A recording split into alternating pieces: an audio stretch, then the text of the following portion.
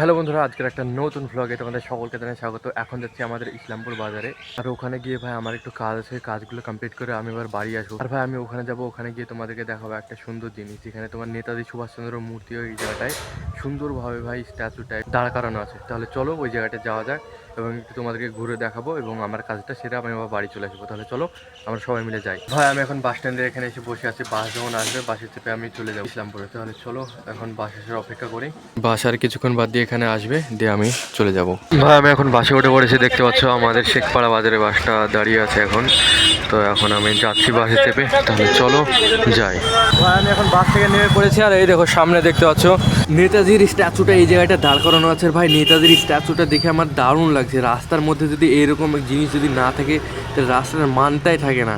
তাই আমার এই জিনিসটাকে দেখতে খুবই ভালো লাগছে। ভাই ইসলামপুর বাজারটা এত তোমার ব্যস্ততম বাজার, সব টাইমে এরকম ভিড়, এরকম গাড়ি ঘোড়ার আনাগোনা এরকম লেগেই থাকে সব টাইমে। আমি এখন একটা গলির রাস্তা আছে, গলির রাস্তাটাও দেখো এমন তোমার ভিড়। ওইদিকে তোমার বড় বাজার, বড় বাজার থেকে আমি একটা গলির ভেতরে চলে এসেছি। তো গলির ভেতরে তোমার প্রচুর পরিমাণে ভিড়, এই দিক দিয়ে তোমার গাড়ি সব টাইমে আসা যাওয়া করছে, দেখতে পাচ্ছ।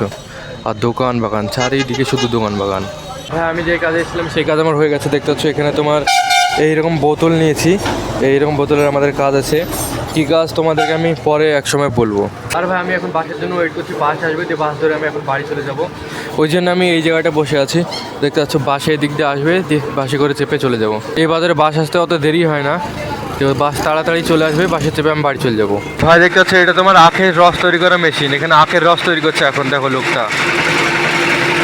ভাই দেখতে পাচ্ছ আমি এখন বাড়ি চলে এসেছি, আর আমাদের একটা মুরগির কাজ দেখো কোথায় ডিম দিতে বসেছে।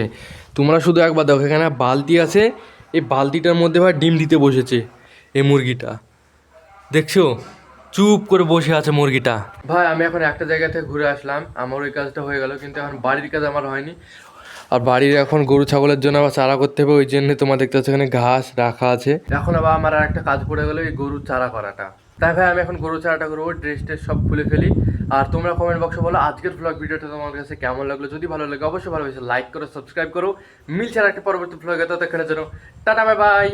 আমাদের মুরগিটা ডিম দিয়ে দিয়েছে, আমি এখানে জুতোটা খুলছিলাম আর দেখতে পাচ্ছি মুরগিটা এক্ষুনি বেরোলো আর ডিম এর ভেতরে আছে। এই দেখো ডিম।